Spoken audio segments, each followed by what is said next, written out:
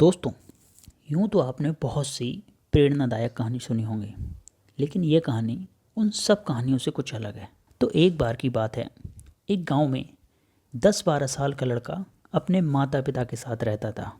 तो एक दिन वह लड़का कई सालों के बाद अपने दादाजी के गांव जाता है। वहां जाकर वह हर समय अपने दादाजी के साथ खेलता है।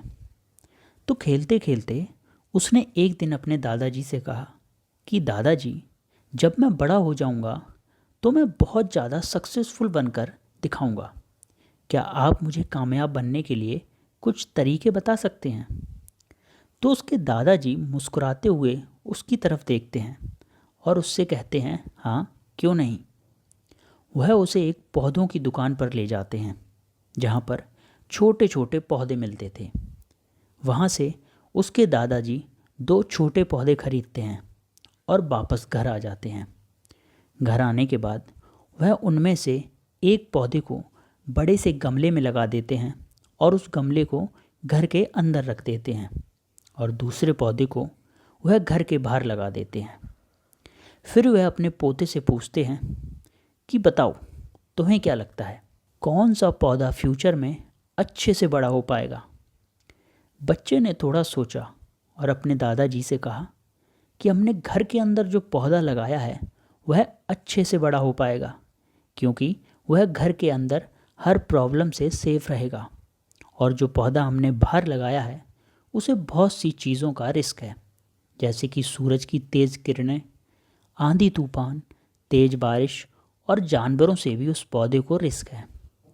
उसके दादाजी ने मुस्कुराया और उससे कहा कि फ्यूचर में देखते हैं इन दोनों पौधों के साथ क्या होता है। फिर 4 साल बाद वह लड़का फिर से अपने दादाजी के घर जाता है। दादाजी को देखने के बाद वह फिर से उनसे पूछता है कि दादाजी, लास्ट टाइम मैंने आपसे पूछा था कि ज़िंदगी में सक्सेसफुल कैसे होते हैं, लेकिन आपने मुझे कुछ नहीं बताया था, लेकिन अब आपको मुझे बताना ही पड़ेगा। उसके दादाजी ने मुस्कुराते हुए उससे कहा, ज़रूर, लेकिन सबसे पहले हम उन 2 पौधों को देखते हैं जो हमने कुछ साल पहले लगाए थे। यह कहकर उसके दादाजी उसे उसी जगह पर ले गए जहां उन्होंने घर के अंदर जो पौधा रखा था। उन्होंने देखा कि वह पौधा एक बड़ा पौधा बन चुका है। फिर वह उस जगह पर गए जहां उन्होंने दूसरे पौधे को बाहर लगाया था। उन्होंने देखा कि वह छोटा सा पौधा अब एक बहुत बड़ा और विशाल पेड़ बन चुका है। उसकी जो टहनियाँ थीं वह बहुत ही मजबूत और लंबी थीं और उसका साया पूरे ग्राउंड पर पड़ रहा था। अब उस लड़के के दादाजी ने उसकी तरफ देखा और उससे कहा कि बताओ, कौन सा पौधा ज़्यादा बड़ा और मजबूत हो चुका है? कौन सा पौधा ज़्यादा सक्सेसफुल हुआ है? लड़के ने कहा, वह पौधा जो हमने बाहर लगाया था। लेकिन दादाजी, यह कैसे संभव है? इस पौधे ने कई डेंजर सिचुएशन सही होंगी, हर समय कई प्रॉब्लम्स आई होंगी, लेकिन फिर भी यह पौधा इतना बड़ा पेड़ कैसे बन गया? उसके दादाजी ने उसकी तरफ देखा और कहा, तुमने ठीक कहा, जो पौधा हमने बाहर लगाया था उसने कई प्रॉब्लम सही होंगी और उन्हीं प्रॉब्लम से डील करते हुए वह आज इतना बड़ा और विशाल हो पाया है। और अब वह जितना चाहे उतना अपनी टहनियों को बड़ा कर सकता है और जो आंधी तूफान और तेज़ बारिश जैसी प्रॉब्लम्स हैं वह उसकी टहनियों को और भी मजबूत बनाती हैं। और इसी वजह से यह आज एक बहुत बड़ा विशाल पेड़ बन चुका है और अब यह सारी प्रॉब्लम उसके सामने छोटी हैं। फिर उसके दादाजी ने उसकी तरफ देखा और उससे कहा कि बेटा, एक चीज़ हमेशा याद रखना, जब तक तुम अपनी लाइफ में स्ट्रगल नहीं करोगे तब तक तुम डिफ़िकल्टी से नहीं गुजरोगे, जब तक तुम अपनी लाइफ में सक्सेस को अचीव नहीं कर सकते हो। अगर तुम अपनी लाइफ में हमेशा कंफर्टेबल चॉइस ही रखोगे तो तुम अपनी लाइफ में उतना ग्रो नहीं कर पाओगे जितना तुम कर सकते हो। और अगर तुम हर प्रॉब्लम के लिए तैयार रहोगे, हमेशा स्ट्रगल के लिए रेडी रहोगे, तो फिर किसी भी मंजिल को पाना तुम्हारे लिए असंभव नहीं होगा और फिर बड़ी बड़ी प्रॉब्लम्स तुम्हें छोटी लगने लगेंगी। यह सुनने के बाद उस लड़के ने एक गहरी सांस ली और फिर उस विशाल पेड़ की तरफ वह देखने लगा। उसके दादाजी के शब्द उसके दिमाग में घूम रहे थे। दोस्तों, प्रॉब्लम्स, रुकावट, डिफ़िकल्टीज़, इन चीज़ों को हम अपनी ज़िंदगी के दुश्मन समझते हैं, लेकिन यही रुकावटें, यही डिफ़िकल्टीज़ हमें स्ट्रॉन्ग बनाती हैं और अपनी ज़िंदगी में ज़्यादा सक्सेसफुल बनाती हैं। और वो किसी ने कहा है कि अगर आपकी लाइफ में प्रॉब्लम्स नहीं आ रही तो समझ जाओ कि आप गलत ट्रैक पर हो। तो दोस्तों, अगर आपको इस कहानी से कुछ सीखने को मिला है तो इस वीडियो को लाइक करें और एक प्यारा सा कमेंट ज़रूर करें, और साथ ही इसे अपने दोस्तों के साथ ज़रूर शेयर करें। चंद्रगुप्त मौर्य, महाराणा प्रताप, शिवाजी महाराज, क्या यह लोग जिम जाया करते थे? नहीं, फिर भी उनका शरीर फौलादी था। कैसे, कभी आपने सोचा है? यह तो आपको मानना पड़ेगा, पहले जमाने के लोग बहुत ताकतवर होते थे। महाराणा प्रताप का भाला 81 किलो का था, उनके छाती का कवच 72 किलो का था। उनका भाला, कवच और ढाल और साथ में 2 तलवारों का वजन मिलाकर 208 किलो था। लेकिन सवाल यह उठता है कि उस समय पर लोग इतने ताकतवर कैसे थे? यह बात भी सच है कि वह लोग जिंदा रहने के लिए खाना खाते थे और आज हम सिर्फ जीभ के स्वाद के लिए खाना खाते हैं। आज की इस कहानी से आपको जो मैं सुनाने वाला हूँ उससे आपको अपनी जिंदगी में उतारना होगा, तभी कहानी सुनने का मकसद आपका पूरा हो सकेगा। क्योंकि इस कहानी में कुछ ऐसी बातें हैं, कुछ ऐसे रहस्य हैं जो आपको हमेशा स्वस्थ बनाए रखेंगे। क्योंकि पहले सुख निरोगी काया, दुनिया का सबसे बड़ा धन हमारा स्वास्थ्य है। तो जल्दी से हमारे चैनल को सब्सक्राइब करें और इस वीडियो को लाइक करें। पुराने समय की बात है, एक राज्य का राजा बहुत ही पराक्रमी था। वह राजा इतना ताकतवर था कि आसपास के 50 से ज़्यादा राज उस राजा पर आक्रमण करने से पहले 100 बार सोचते थे।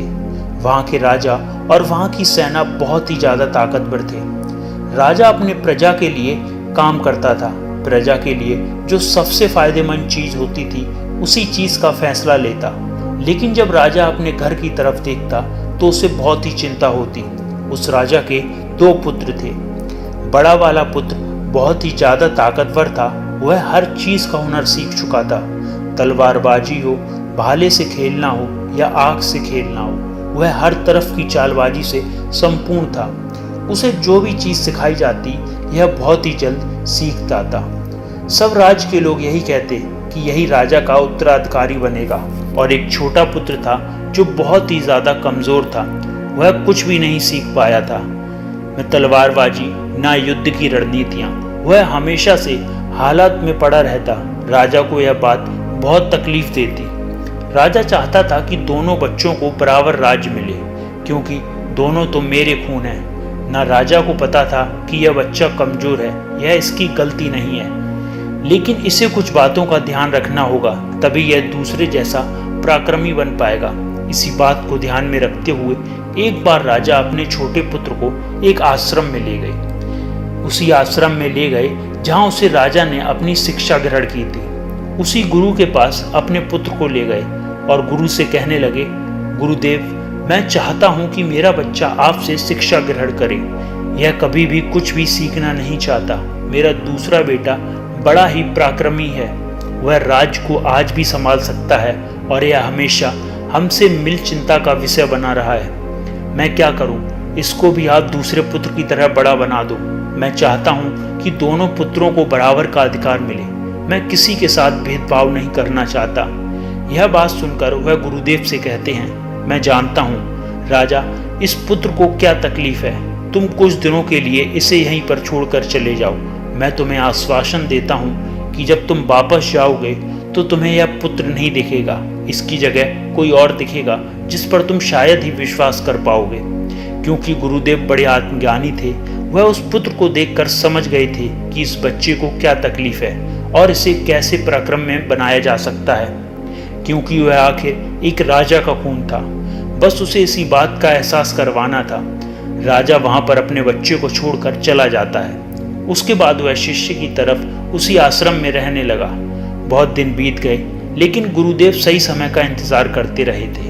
एक दिन वह गुरुदेव से कहते हैं, चलो आज मैं तुम्हें कुछ दिखाना चाहता हूँ। उसके बाद उस बच्चे का हाथ पकड़कर एक पहाड़ी पर ले जाते हैं। उस पहाड़ी पर ले जाकर गुरुदेव कहते हैं, आज मैं जो तुम्हें सिखाने वाला हूँ वह तुम्हें ध्यान से सीखना होगा, क्योंकि यदि तुमने आज नहीं सीखा तो जिंदगी में कभी कुछ नहीं कर पाओगे, क्योंकि अब तुम्हारे घर जाने का वक्त आ चुका है।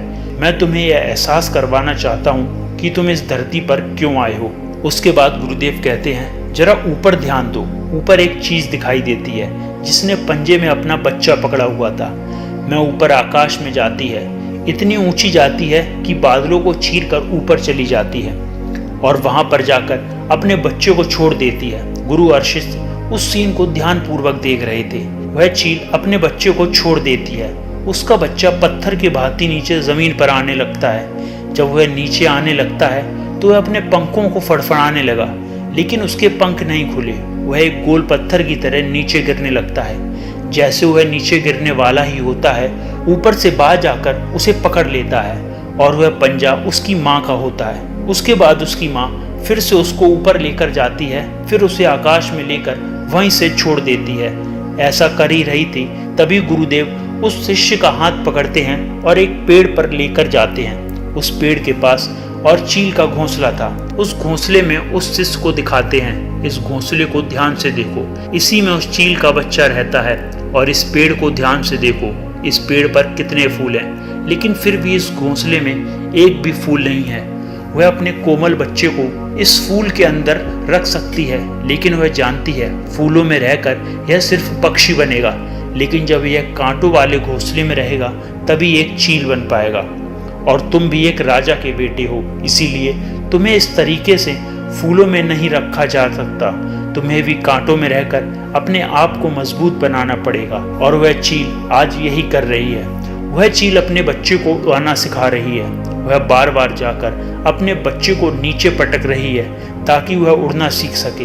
वह जिस चीज के लिए पैदा हुआ है, वह जहाँ पर पैदा हुआ है, वह अपनी माँ अपने बच्चों को सिखाना चाहती है, उसका एहसास कराना चाहती है। यदि वह किसी दूसरे पक्षी के योनि में पैदा हुआ होता तो यह सब उसे करना नहीं पड़ता। वह एक फूलों में पैदा हो जाता और फूलों में खत्म हो जाता। लेकिन चील के बच्चे का एक नियम होता है, उसकी नियति उसे तभी जिंदा रखेगी जब यह सब हुनर बेसिक पाएगा। तुम एक राजा के बेटे हो, तुम्हें भी हुनर सीखना होगा, नहीं तो एक दिन मारे जाओगे। यह देखकर उस लड़के को बहुत कुछ सीखने को मिला। उसने कहा, गुरुदेव, मुझे बहुत कुछ ऐसा हो रहा है। मुझे पता है कि मैं एक राजा का बेटा हूँ, लेकिन मैं इस तरीके से जिंदा नहीं रह सकता। इसके बाद वह गुरुदेव उस शिष्य को पकड़कर आश्रम में लेकर जाते हैं और वहां पर कहते हैं, मैं तुम्हें कुछ बातें सिखा रहा हूँ जो पूरी जिंदगी अपने जीवन में याद रखना। चील से तो तुमने बहुत कुछ सीखा, लेकिन तुम चील के बच्चे की तरह तो ज्ञान नहीं ले सकते ना। आखिर तुम एक इंसान हो, तुम्हें इंसान की तरह ही अपने शरीर को बनाना होगा। आज मैं तुम्हें कुछ बातें बता रहा हूँ जो तुम्हें अपने घर जाकर करनी है, तभी एक पराक्रमी राजा बन पाओगे, अपने शरीर को स्वस्थ रख पाओगे, क्योंकि राजा कभी बीमार नहीं पड़ता और तुम्हें भी बीमार नहीं पड़ना है। तो तुम्हें इन बातों का हमेशा ध्यान रखना होगा। पहली बात जो तुम्हें ध्यान रखनी है, हमेशा सुबह जल्दी उठना। और तुम एक इंसान हो, इसीलिए तुम्हारे लिए 6 से 8 घंटे की नींद बहुत है। इससे ज़्यादा कभी मत सोना। और सुबह जल्दी उठकर अपना जो हुनर होता है, जो एक राजा अपना हुनर सीखता है, वह होना तुम्हें जल्दी उठकर सीखना है। सुबह जल्दी उठकर तुम्हें योगा और प्राणायाम करना है। अपने शरीर को जितना तुम स्वस्थ रखते हो, उससे भी ज़्यादा तुम अपने अंदर की शक्ति को स्वस्थ और अच्छा रखना। अपने मानसिक शक्ति को भी इतना ही बढ़ाना, और यह मानसिक शक्ति तुम्हें ध्यान से मिलेगी। हमेशा ध्यान करना, हमेशा सुबह जल्दी उठकर व्यायाम करना, हमेशा सुबह जल्दी उठकर योग करना, और यही तुम्हें हमेशा मजबूत बनाएगी। और यदि जिस दिन तुम सुबह जल्दी नहीं उठते हो, एक तरीका अपनाना, इससे तुम सुबह जल्दी उठ पाओगे। जिस दिन यदि तुम 10 मिनट लेट हो, उस दिन अपने शरीर पर एक कोड़ा मरवा लेना। यदि दूसरे दिन 20 मिनट लेट उठते हो तो 2 कोड़े मरवा लेना। 4-5 दिन में तुम उस समय उठने लग जाओगे जिस समय तुम उठना चाहते हो। दूसरी बात जो हमेशा याद रखना, भरपूर स्वस्थ खाना खाना। कभी भी ऐसी चीज मत खाना जो तुम्हारे शरीर को नुकसान पहुंचाती है। हमेशा तुम स्वस्थ खाना खाना, जैसे कि सब्जियां, फल, दूध, दही, यही होता है असली भोजन। हमेशा भोजन करना शरीर के लिए, जीभ के स्वाद के लिए। तुम ऐसी चीज मत खाना जो तुम्हारे शरीर को नुकसान पहुंचाती हो। अगली बार जो तुम्हें ध्यान में रखनी है, यदि तुम्हारे मन में कोई ऐसी बात है जो तुम्हें चिंता में डाल रही है, तो अपने घर परिवार में कहना। कभी भी मन में छुपाकर उस बात को मत रखना, क्योंकि यह बात तुम्हें कमजोर बना देगी। वह बात तुम्हें चिंता में लेकर जाएगी और चिंता शरीर को चिता बना देती है। इसीलिए अपने मन में कभी भी कोई भी बात छुपाकर मत रखना। हर बात को अपने घर के, अपने परिवार से, अपने पिताजी से कहते रहना। कोई भी बात अपने मन में छुपाकर मत रखना। हमेशा सकारात्मक सोचना, कभी भी नकारात्मक विचार अपने दिमाग में भी मत लाना। सबके जीवन में उतार और चढ़ाव आते रहते हैं। अच्छा और बुरा सबके जीवन में होता रहता है। सुख दुख आते रहते हैं। यह जिंदगी के एक सिक्के के दो पहलू हैं। इसीलिए जीवन में कैसा भी वक्त क्यों ना हो, हमेशा सकारात्मक रहना। अगली बात ध्यान में रखनी है, हमेशा हंसते रहना, हमेशा मुस्कुराते रहना। यदि तुम्हारे मन में किसी बात की चिंता हो, तो वह बात की चिंता तुम्हारे चेहरे पर नहीं दिखनी चाहिए, क्योंकि तुम एक राजा, और एक राजा हमेशा मुस्कुराता होना चाहिए, तभी जनता मुस्कुराती है। इसीलिए तुम भी जनता के बीच रहो या अपने घर के बीच, हमेशा मुस्कुराते रहना, क्योंकि जितना मुस्कुराओगे तुम्हारे शरीर में सकारात्मक ऊर्जा आएगी और इससे तुम्हारा शरीर और ज़्यादा मजबूत बनेगा। और अंतिम बात जो तुम्हें ध्यान में रखनी है वही है कि हमेशा दान पुण्य करते रहना। कभी भी दान पुण्य से पीछे मत हटना। तुमने सुना होगा कि पहले राजा महाराजा ऐसे होते थे, दान पुण्य में अपना राजपाट तक दे देते थे, क्योंकि वह जानते थे दान पुण्य में ही सबसे बड़ा खुशी का मौका है। क्योंकि तुम दान पुण्य करते हो तो ज़रूरी नहीं कि पैसों से किया जाए, किसी की मदद कर भी हम दान पुण्य कर सकते हैं। इसीलिए कभी भी दान पुण्य में पीछे मत हटना, क्योंकि जब हम दान पुण्य करते हैं तो हमारे मन में एक मजबूत खुशी आती है और वही खुशी हमारे शरीर को मजबूत बनाती है, वही खुशी हमें स्वस्थ रखती है। इसीलिए कभी भी दान पुण्य में पीछे मत हटना, हमेशा दान पुण्य करते रहना, क्योंकि जितना दान पुण्य करोगे तुम्हारी संपत्ति घटेगी नहीं बल्कि बढ़ती जाएगी। उसके बाद राजा का लड़का गुरु के चरणों को पकड़कर कहता है, गुरुदेव आपने जो मुझे शिक्षा दी है मैं इसको जिंदगी भर याद रखूंगा। उसके बाद वह शिष्य कहता है, गुरुदेव अब मुझे आज्ञा दीजिए, मैं अपने राज्य में जाना चाहता हूँ। दोस्तों, इस कहानी में बताई गई बातों पर आपको अमल करना भी उतना ही ज़रूरी है जितना कि आपने ध्यान लगाकर सुना है। इसके बाद आपको इसके परिणाम जरूर मिलेंगे। दोस्तों, उम्मीद करते हैं आपको हमारी आज की ये वीडियो ज़रूर पसंद आई होगी। तो इस वीडियो को लाइक करें और अपने दोस्तों के साथ शेयर करना ना भूलें। साथ ही हमारे चैनल को सब्सक्राइब करें और उस बेल आइकन को ज़रूर दबाएं। और तब तक अपना ख्याल रखिए। जल्द मिलते हैं आपको एक नई वीडियो के साथ। एक बार एक जवान लड़का गौतम बुद्ध के पास आता है और कहता है, बुद्ध, मेरे मन में इतने अश्लील विचार क्यों आते हैं? मेरे मन में अक्सर काम वासना के विचार चलते रहते हैं, जिनके बारे में सोच सोच कर मैं अपना बहुत सा समय और ऊर्जा बर्बाद कर देता हूँ, जिनकी वजह से मैं शांत नहीं रह पाता और हमेशा ही विपरीत लिंग की तरफ आकर्षित महसूस करता हूँ। बुद्ध ने मुस्कुराते हुए कहा, क्या तुम्हें पता है कि काम वासना होती क्या है? लड़के ने कहा, बुद्ध, मुझे यह तो नहीं पता कि काम वासना का मतलब क्या है, लेकिन यह जो कुछ भी है बहुत बुरी है। बुद्ध ने कहा, सबसे पहले तो तुम यह समझो कि प्राकृतिक रूप से जो भी हमारे अंदर है वह बुरा नहीं है। हमारे जीवन में उसके कुछ न कुछ ज़रूरत है। वासना एक तरह की भावना है जो हमें किसी न किसी चीज़ की कमी का एहसास दिलाती रहती है। फिर हम उस कमी की पूर्ति के लिए उस चीज़ की तरफ आकर्षक होना शुरू कर देते हैं। जैसे किसी के पास धन की कमी है तो उसके अंदर धन के प्रति आकर्षक यानी धन की वासना उत्पन्न हो जाएगी। तो वासना कुछ नहीं बल्कि एक प्रकार की कमी, एक प्रकार की ज़रूरत का एहसास है।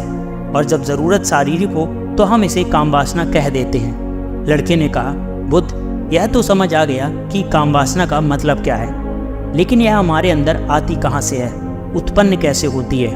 बुद्ध ने कहा, काम वासना कहीं से नहीं आती, बल्कि यह प्राकृतिक रूप से हमारे अंदर ही मौजूद है और इसका होना ज़रूरी भी है, क्योंकि यही मानव जाति के विस्तार का आधार है। लड़के ने कहा, जब हम वासना प्राकृतिक रूप से हमारे अंदर मौजूद है तो फिर लोग काम वासना को गलत क्यों बोलते हैं? बुद्ध ने कहा, यह एक बहुत बड़ी समस्या है कि लोगों ने काम वासना को गलत नज़रिए से देखना शुरू कर दिया है। इसे दबाने की कोशिश करना शुरू कर दिया है।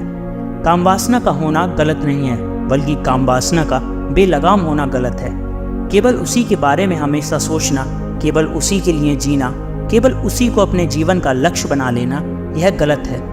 बुद्ध ने उस लड़के से पूछा, तुम्हें क्या लगता है, क्या जानवरों में भी काम वासना होती है?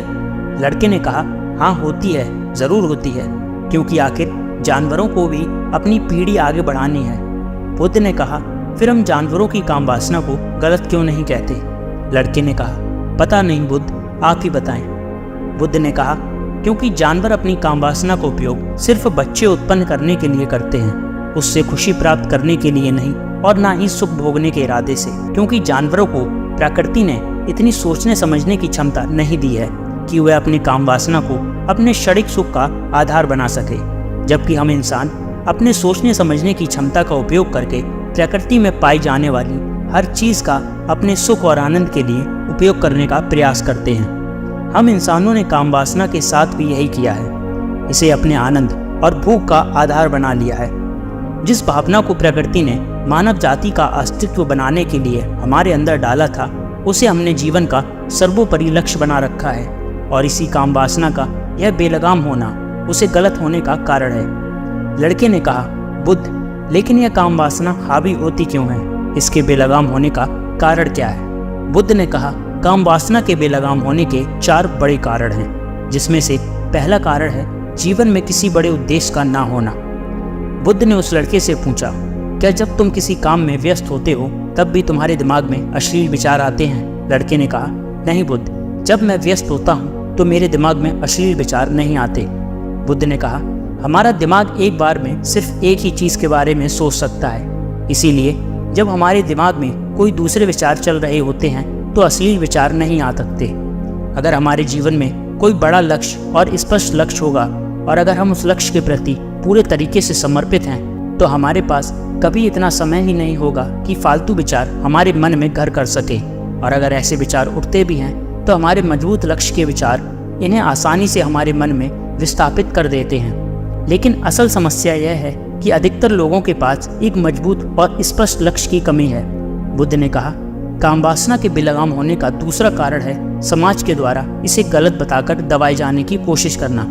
लोगों के एक बड़े तबके ने कामुकता को हमेशा ही शक की नज़र से देखा है, और इसका सबसे बड़ा कारण है कि हमें अपने यौन अंगों को शरीर के बाकी अंगों की तरह स्वीकार नहीं किया, जबकि हमारे यौन अंग भी हमारे बाकी अंगों जैसे हाथ पैर में आदि के समान ही हैं। एक अंग है जो अपना काम करते हैं, जिसके लिए प्रकृति ने उन्हें बनाया है, लेकिन हमने इन अंगों को कोई ज़्यादा ही रहस्यमयी बना दिया है। और जब कोई चीज़ ज़्यादा ही रहस्यमयी बन जाती है तो उसके प्रति लोगों की एक अलग ही रुचि जागृत हो जाती है, जिसकी वजह से लोग जाने अनजाने में काम वासना के प्रति आकर्षक महसूस करते हैं। बुद्ध ने आगे कहा, जब किसी विचार को दबाने का, उसके दमन करने का प्रयास किया जाता है, तब यह विचार और मजबूती के साथ उभर कर आता है, और यही काम वासना के विचारों के साथ भी किया जा रहा है। बुद्ध ने कहा, अगर मैं तुमसे कहूँ कि आम के बारे में मत सोचना, तो तुम्हारे मन में पहला चित्र किसी चीज़ का आएगा? लड़के ने कहा, बुद्ध, मेरे मन में पहला चित्र आम का ही आएगा। बुद्ध ने कहा, इसी प्रकार जब हम अश्लील विचारों को जबरदस्ती रोकने का प्रयास करते हैं तो वह और मजबूती के साथ हमारे अंदर उठते हैं। इसीलिए कभी भी विचारों को दबाने की कोशिश ना करें। लड़के ने कहा, हाँ बुद्ध, यह तो मैंने भी महसूस किया है। बुद्ध ने कहा, इंसानों में कामुकता के हावी होने का तीसरा कारण है अपने विचारों के प्रति जागरूक ना होना। हमारे मन में कैसे विचार चल रहे हैं, हम इस पर कभी ध्यान ही नहीं देते। हमारे मन में उठने वाले विचारों के बारे में एक अनोखी बात यह है कि जब हम किसी एक चीज़ के बारे में विचार करते हैं तो हमारा मन उसी से संबंधित और भी विचार हमारे सामने रखना शुरू कर देता है, और फिर ऐसे ही हमारे मन में विचारों की एक श्रृंखला बन जाती है जिस पर हम उलझ कर रह जाते हैं। ठीक ऐसा ही होता है अश्लील विचारों के साथ। हमने एक बार किसी को देखकर अपने मन में एक अश्लील विचार पैदा किए हैं, फिर हमारा मन अपने आप ही इन विचारों की श्रृंखला बना देता है, जिनके बारे में सोच सोच कर हम अपनी बहुत सी ऊर्जा और समय बर्बाद कर देते हैं। इसीलिए पूरी जागरूकता के साथ अपने अंदर होने वाले विचारों पर ध्यान देना जरूरी है। बुद्ध ने कहा, अश्लील विचारों के हावी होने का चौथा कारण है बुरी सोच और अश्लील विचारों वाले लोगों की संगति करना। कई बार ऐसा होता है कि कामुकता हमारे अंदर नहीं होती, लेकिन कुछ अश्लील लोगों के साथ रहने की वजह से यह हमारे अंदर हावी हो जाती है। लड़के ने कहा, हाँ बुद्ध, यह बात तो मैंने खुद महसूस करी है। बुद्ध ने कहा, इसीलिए बुरे विचार वाले लोगों और अश्लील लोगों से दूरी बनाकर रखनी चाहिए। लड़के ने कहा, वह यह तो समझ आ गया कि कामुकता हावी कैसे होती है, लेकिन इसे हावी होने से रोका कैसे जा सकता है।